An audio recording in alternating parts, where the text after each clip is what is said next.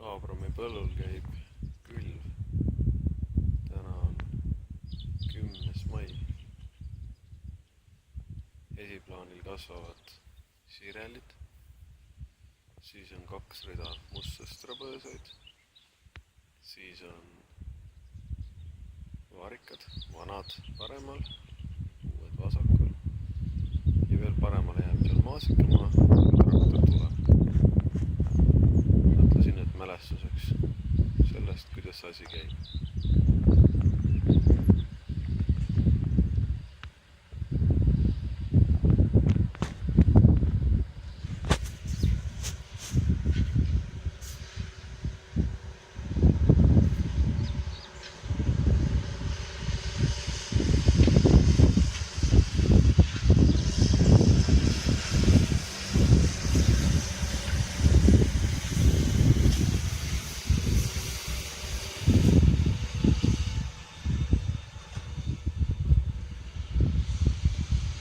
Ja minnes uue